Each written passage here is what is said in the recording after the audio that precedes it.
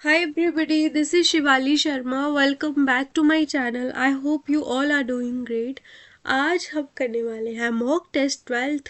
हमारा इम्पोर्टेंट रहने वाला है बिकॉज इसमें हमने टोटल 45 क्वेश्चंस करने हैं जो कि आप देख सकते हो आपके लिए कितने ज़्यादा इम्पोर्टेंट होंगे। ठीक है, तो आज की क्लास के पहले भी हमारे चैनल पे डेली आपको पता है मॉक टेस्ट हम कंडक्ट कर रहे हैं, जिसमें आपके फुल मॉक लेंथ के साथ साथ आपके सेक्शनल भी हम डेली मॉक टेस्ट की फॉर्म में आपकी रिवीजन करवा रहे हैं। जो भी बच्चे नए जुड़ रहे हैं आप प्रीवियस वीडियोस भी जाके प्लेलिस्ट में देख सकते हो, आपके लिए काफ़ी इंपॉर्टेंट है। और जो फुल मॉक आप सर्च कर लेना, फुल मॉक टोटल हमने 4 मॉक टेस्ट करे हैं, मोस्ट इंपॉर्टेंट है, बिल्कुल एग्ज़ाम ओरिएंटेड। ठीक है, और डेली हम करंट अफेयर्स तो डेली हम प्रैक्टिस करते ही करते हैं। आज की क्लास में इंपॉर्टेंट मैं बता दूं 3 सेक्शंस रहने वाली है, जिसमें होगी आपकी इंग्लिश होगी और आपकी करंट अफेयर्स होगी, देन आपकी रहेगी कौन सी है, कोड रिलेटेड। ठीक है, तो करंट अफेयर्स में मैंने सारे के सारे आपके जनवरी मंथ के ही जो है क्वेश्चंस, जनवरी नहीं दिसंबर के ही ऐड करे हैं। ठीक है, तो इसी के साथ हमारी दिसंबर की भी रिवीजन हो जाएगी। तो चलिए फिर स्टार्ट करते हैं हमारी आज की क्लास। और क्लास स्टार्ट होने से पहले सभी बच्चों को मैं बोलूँगी कि पहले क्लास को लाइक कर लीजिए और कमेंट फिर एंड में कर देना। ठीक है, तो फर्स्ट क्वेश्चन है हमारी आज की क्लास का। सबसे पहला क्वेश्चन है, हम टोटल 10 क्वेश्चन करने वाले हैं आर्टिकल्स पे। ठीक है, तो इससे आपके आर्टिकल्स की रिवीजन हो जाएगी। सबसे पहला है आपका dash piano is dash musical instrument. तो जो पियानो है और ये क्या है, म्यूज़िकल इंस्ट्रूमेंट है। तो जो भी आपके म्यूज़िकल इंस्ट्रूमेंट्स होते हैं उसके पहले कौन सा आर्टिकल लगता है।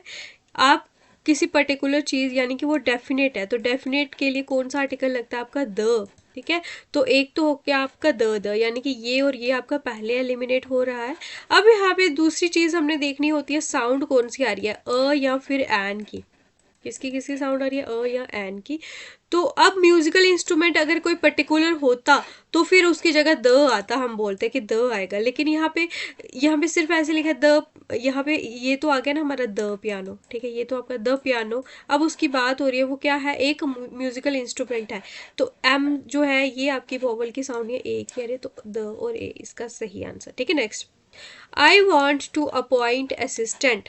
अभी कोई पर्टिकुलर सब्जेक्ट का असिस्टेंट नहीं बोला, इसी वजह से डेफिनेट आर्टिकल यानी कि द तो नहीं आएगा।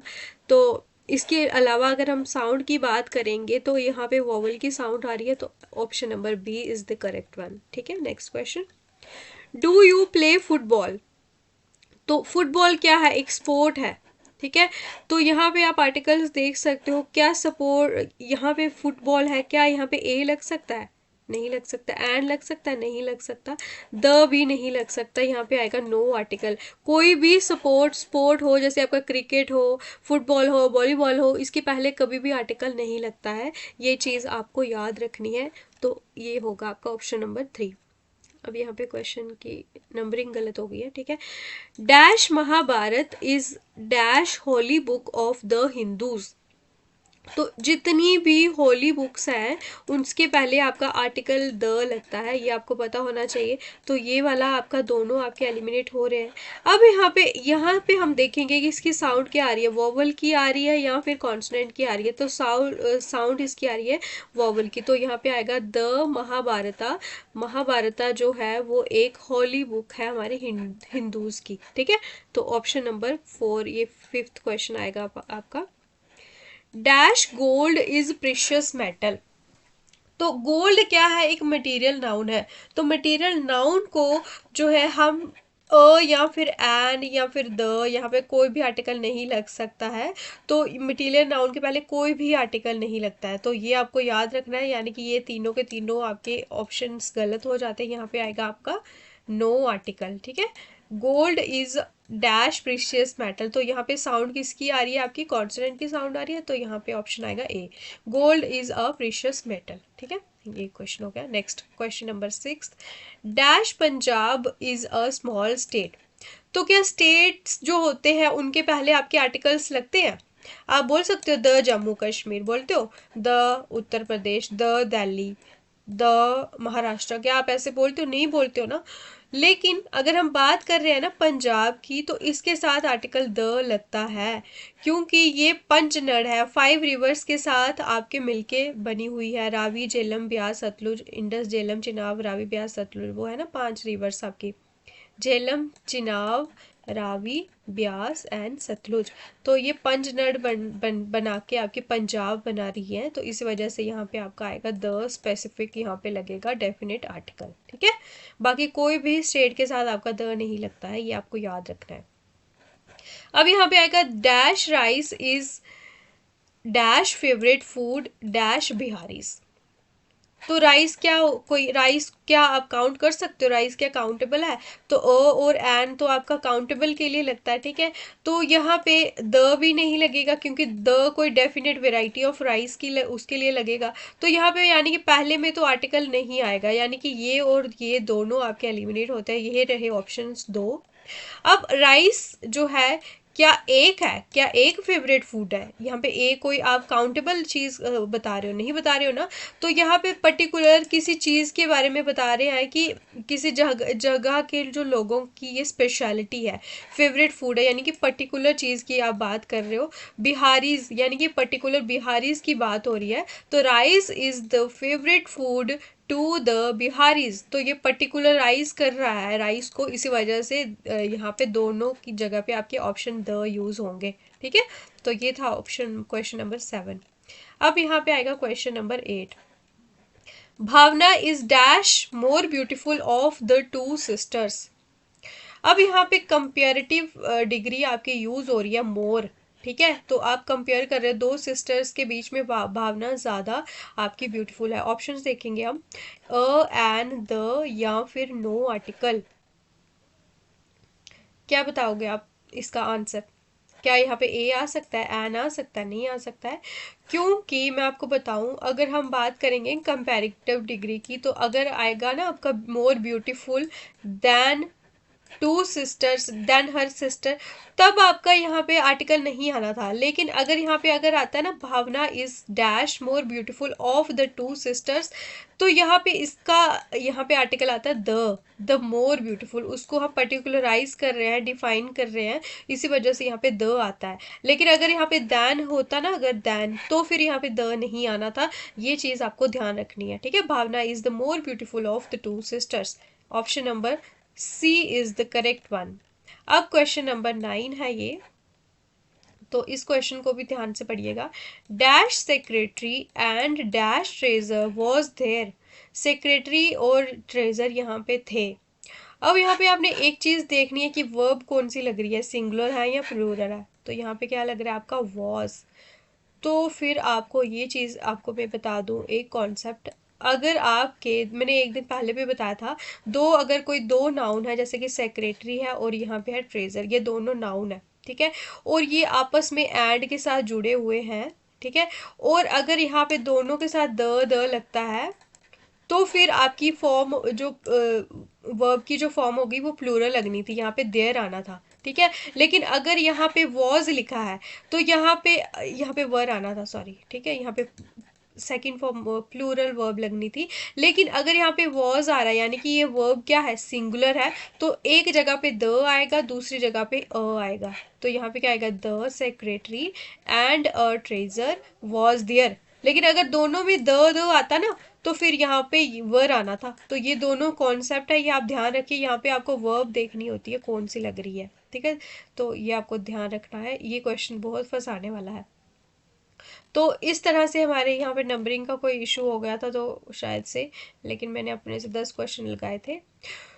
तो यहाँ पे इंग्लिश सेक्शन हो जाती है कंप्लीट। तो मुझे लगता है कि मैंने आगे जो आज हमने सी अल्फ़ाबेट जो है ना, इस पे हमने पूरे के पूरे ईडियम करने हैं। तो यहाँ पे 11 क्वेश्चन होंगे, तो टोटल हमने 20 क्वेश्चन इंग्लिश सेक्शन के करने हैं आज। ठीक है, बहुत सारे बच्चे बोलते हैं कि हमें इंग्लिश की प्रैक्टिस करवाओ, तो इसी वजह से मैं अभी आपके टॉपिक वाइज करवा रही हूँ, मिक्स नहीं करा रही हूँ। ठीक है, मिक्सअप करेंगे जो फुल मॉक टेस्ट होगा। क्लोज शेव का क्या मतलब होता है? Option A to lose all possessions, ये रहे ऑप्शंस, आप इनको पढ़ सकते हो, फिर इसका आंसर बताना है।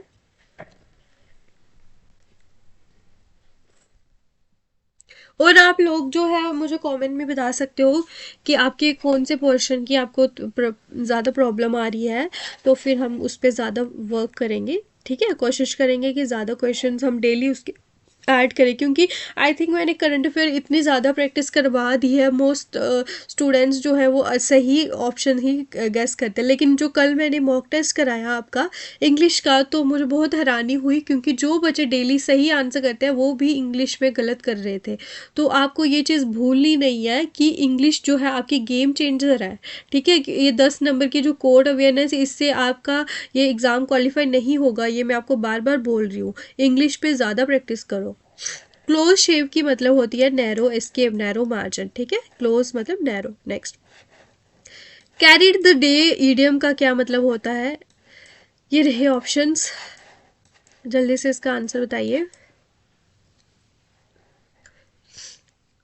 तो इस क्वेश्चन का सही आंसर होगा वॉन अ विक्ट्री। ठीक है, जब आप कोई कोई भी कहीं पे जीत जाते हो, यानी कि कैरीड द डे उसका मतलब होता है ईडियम का। ठीक है, next, cut to the quick. Options ये देखो आप और जल्दी से आंसर बताओ। अगर मान लो आपने किसी को हर्ट करा बहुत ही इंटेंसली, तो उसको उसकी इडियम होती है कट टू द क्विक। ठीक है, next question, cost an arm and a leg. अगर आपकी एक बाजू चली जाती है और एक टांग भी चली जाती है, तो क्या आसान होगा उसे वापस लेना? पूछना किसी को देंगे वो अपनी आर्म या लेग, वो आपको लगा सकते हैं? नहीं लगा सकते हैं। क्या रेयरली अवेलेबल है? क्या वेरी एक्सपेंसिव है? क्या नथिंग टू लूज है? तो ये होता है आपका वेरी एक्सपेंसिव। ठीक है, तो अगर आपकी बाजू और टांग नहीं होगी तो ये बहुत एक्सपेंसिव होगा, आपको दोबारा से वो चीज़ जोड़ना अगर लगे भी तो। ठीक है, वैसे भगवान करे ऐसा किसी के साथ ना हो। कम टू द पॉइंट, तो ये तो सबको ही आना चाहिए। ये रहे इसके ऑप्शंस, और आप इसको देख सकते हो कि इसमें से सही आंसर क्या होगा। तो आप किसी को बोलते हो ना, जैसे किसी से कुछ पूछ रहे होंगे तो वो नहीं बताएगा। मान लो आप किसी अपने फ्रेंड से पूछोगे कि बताओ मुझे कौन से नोट्स पढूं, मैं कहाँ से प्रेपरेशन करूं, तो वो कभी भी आपको सही नहीं बताएगा, क्योंकि कंपटीशन ही इतना है। ठीक है, बहुत से बच्चे आपको सही गाइड करते हैं, लेकिन बहुत से बच्चे ऐसे होते हैं कि वो कभी अपनी प्रिपरेशन स्ट्रेटजी नहीं बताते हैं। ठीक है, वो आपको बोलेंगे हाँ यहाँ से भी पढ़ लेना, वहाँ से भी पढ़ लेना। आप उसको बोलोगे कि कम टू द पॉइंट, सही बताओ जो मैं पूछ रहा हूँ। To speak plainly about the real issue. ठीक है, ये मत बताओ सारे यूट्यूब चैनल के नाम। ठीक है, कोई एक बताओ जहाँ से आपको उस पर्टिकुलर सब्जेक्ट की और पर्टिकुलर एग्ज़ाम की तैयारी अच्छे से हो। ठीक है, next, call it a day. ये रहे ऑप्शंस और इसके आंसर बताओ। आपको कोई काम दिया गया है, ठीक है, तो आपने वो कंप्लीट कर लिया, तो यानी कि आप डिक्लेयर कर रहे हो कि मेरा टास्क कंप्लीट हो चुका है। To declare the end of a task, यानी कि call it a day. Next, cry in the wilderness. तो क्राई इन दी वाइल्डरनेस का मतलब बताइए। यहाँ पे है ऑप्शंस, इनको पढ़िए और आंसर गैस कीजिए। क्राई इन द वाइल्डरनेस होता है एन अनहीडेड वार्निंग, जिस पे आपने ध्यान नहीं दिया हो, ऐसी वार्निंग। ठीक है, next question, cry over the spilled milk. These are the options, please mark down the correct answer only. अच्छे से क्वेश्चंस के जो ऑप्शंस है उनको पढ़िए पहले। तो इसका मतलब होता है टू रिग्रेट यूजलेस, यानी कि ऐसी चीज़ों के बारे में सोच के अब कोई फ़ायदा ही नहीं है। ठीक है, clinched the issue. Clinch the issue का क्या मतलब होता है? डोज्ड, डिसाइडेड, फिनिश्ड या फिर स्टार्टेड। आपने इशू क्लिंच करा, क्लिंच द इशू मतलब कुछ चीज़ आप डिसाइड कर रहे हो। ठीक है, next, cut a sorry figure. Sorry figure क्या होती है आपकी? Apologize, created a wrong impression, made a poor impression या डिड नॉट स्टैंड स्टेट। तो कट और सॉरी इडियम का मतलब होता है कोई पुअर इम्प्रेशन आप अपना दे रहे हो किसी के सामने, उसे बोलते हो you have cut a sorry figure. ठीक है, in front of every one.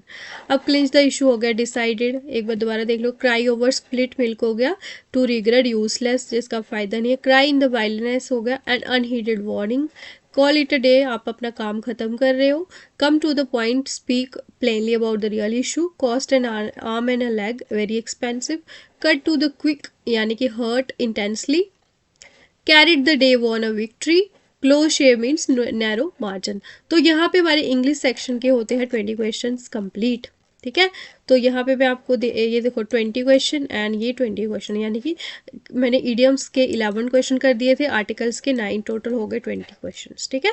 तो अब हम करने वाले हैं करंट अफेयर्स के भी 20 क्वेश्चंस। तो मैं सारे के सारे जो है ऑलमोस्ट 17 क्वेश्चंस मैंने दिसंबर के लाए हैं, ठीक है। Question number first, which ministry has designated snake bite cases and deaths as a notifiable diseases?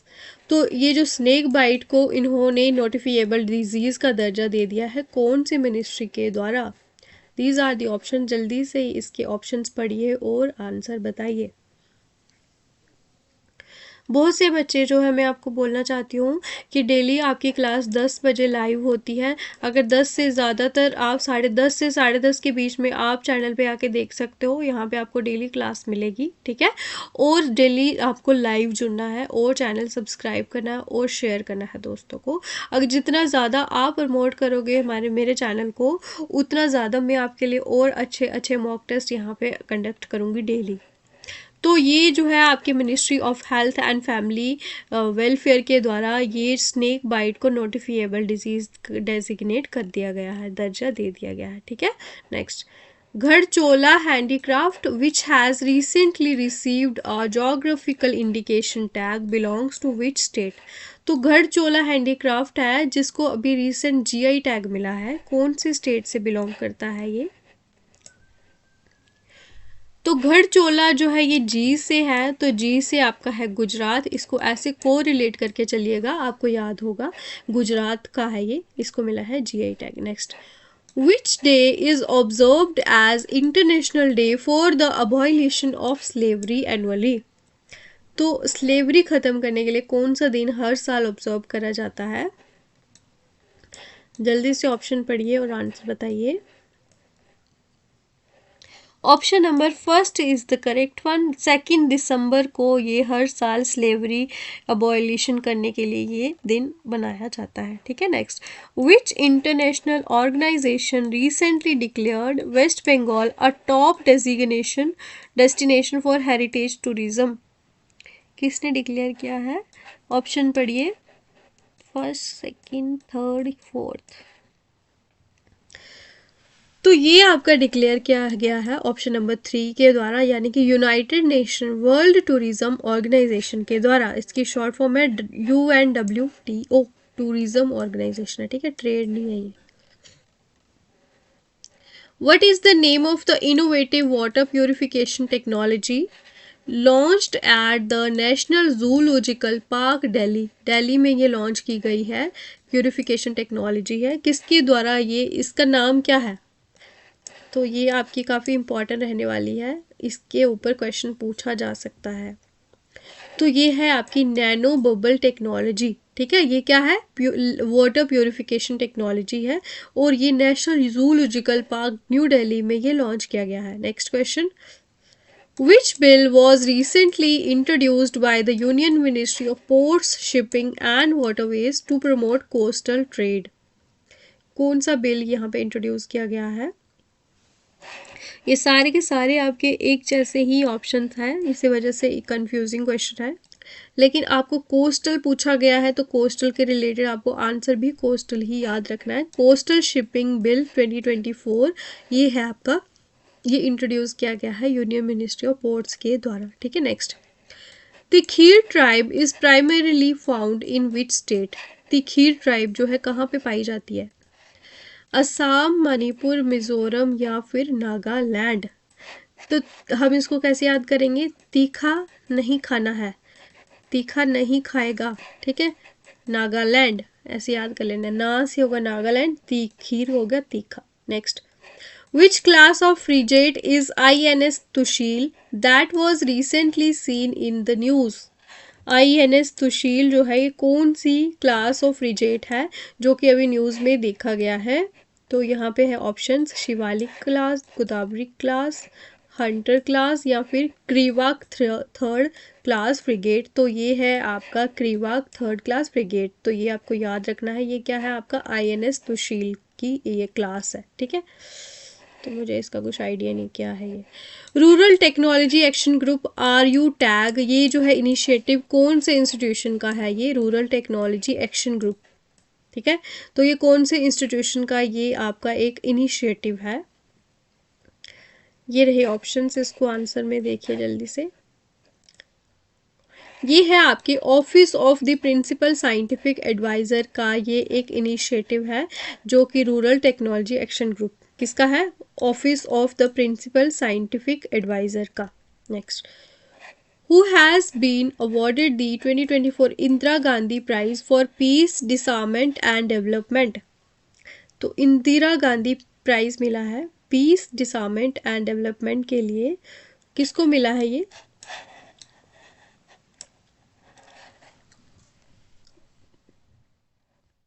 तो ऑप्शन नंबर ए इसका सही होगा, मिचेल बैचेलेट जो है इनको मिला है ये 2024 का, ठीक है। Next question, which Indian temple was selected by UNESCO for the 2023 award of distinction for its conservation? तो यूनेस्को के द्वारा ये अवार्ड मिला गया है कंजर्व करने के लिए। तो ये रहे ऑप्शंस आपके, Avasthayeshwar temple, Mahabodhi temple, Vrindavan, Chandrodaya temple and Kamakhya temple.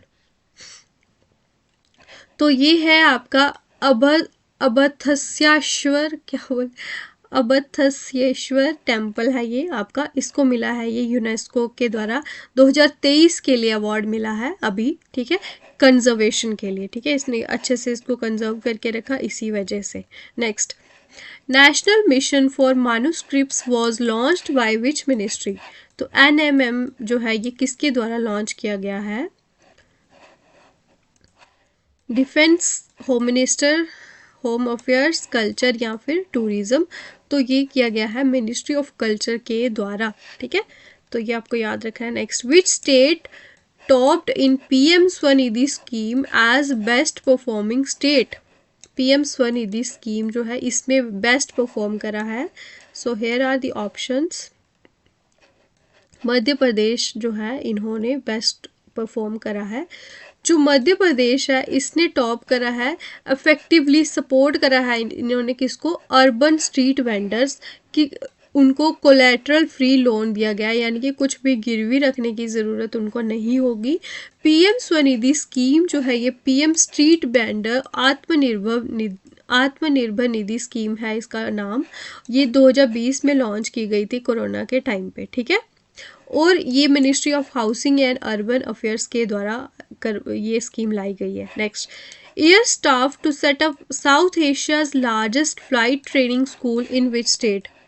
South Asia का लार्जेस्ट फ्लाइट ट्रेनिंग स्कूल है ये कहाँ पे ये सेट करने जा रही है एयर इंडिया? बिहार, गोवा, महाराष्ट्र या फिर मध्य प्रदेश? तो ये जो है एशिया का लार्जेस्ट है, तो ये आपका करा जा रहा है महाराष्ट्र में, एयर इंडिया के द्वारा सेटअप करा जा रहा है। तो ये आपको ध्यान रखना है, काफ़ी इंपॉर्टेंट क्वेश्चन है। Next, who has been appointed as CBDT chairman? Central board of direct taxes जो है इसके चेयरमैन किसको अपॉइंट करा गया? अमित कुमार, अजीत सिंह, रवि अग्रवाल या फिर नन ऑफ द अबव? तो ये करा गया है रवि अग्रवाल को, ठीक है। नेक्स्ट क्वेश्चन, अब यहाँ पे हमारे 20 क्वेश्चन हो गए कंप्लीट करंट अफेयर्स के भी। अब हम करने वाले हैं 5 क्वेश्चन कोड रिलेटेड अवेयरनेस के। तो आपको पता है कि डेली क्लास में आपको डेली नए क्वेश्चंस लेके आती हूँ, ऐसे नहीं होता कि मैं आपको कोई क्वेश्चंस जो है रिपीट करूँ, ऐसा बिल्कुल भी नहीं होता है। लेकिन फिर भी आप लोग जो हैं इतने सारे बच्चे जो भी आते हैं वो कभी भी वीडियो देखते हैं, फिर लाइक भी नहीं करते और सब्सक्राइब भी नहीं करते हैं। तो आप जो है चैनल पे अगर आ रहे हो तो आप अगर सब्सक्राइब करोगे तो आपको इसमें बहुत ज़्यादा बेनिफिट मिलने वाला है, बिल्कुल फ्री ऑफ कॉस्ट। लेक्चर के साथ आपको PDFs भी मिलती है, और मैं इसका लिंक भी टेलीग्राम का ज्वाइन यहाँ पे पिन कर दूँगी कमेंट सेक्शन में, ठीक है। तो वहाँ पे जाके आप ज्वाइन कर सकते हो, लेकिन फिर आप उसके लिए चैनल सब्सक्राइब भी कर लीजिए और टेलीग्राम को ज्वाइन भी कर लीजिए। Why which amendment act has the Supreme Court जजेस has been increase from 26 to 31 including the chief justice of India?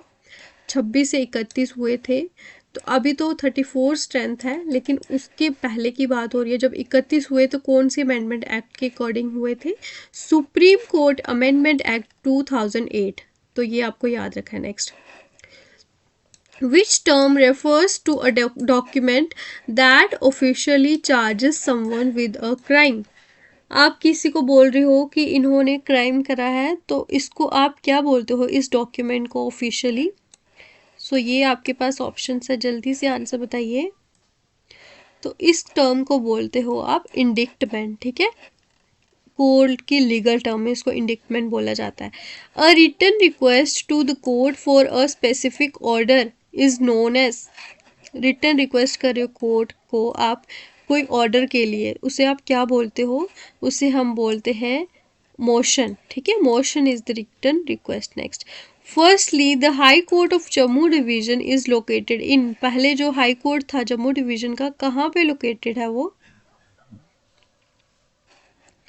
Was located in आएगा, ठीक है।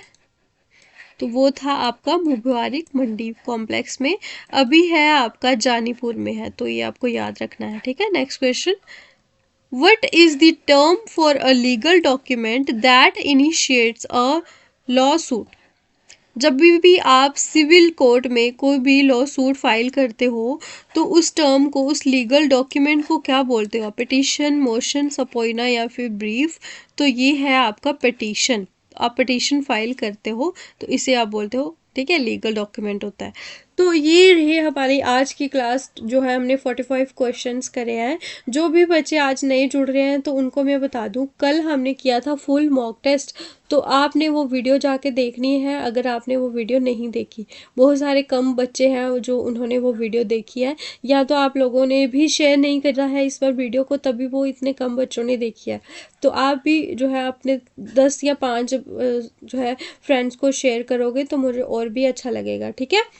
तो चलिए फिर मिलते हैं आपको नेक्स्ट क्लास में। आज की क्लास आपको कैसी लगी है इसके लिए कमेंट सेक्शन में ज़रूर बताइएगा, ठीक है। तो I will wait for your comments, and अपना स्कोर भी ज़रूर आपने मेंशन करना है, ठीक है। बाकी टेलीग्राम पे PDF मिल जाएगी। Thanks for watching, do like, share and subscribe. GK with Shivali ma'am. Take care all of you.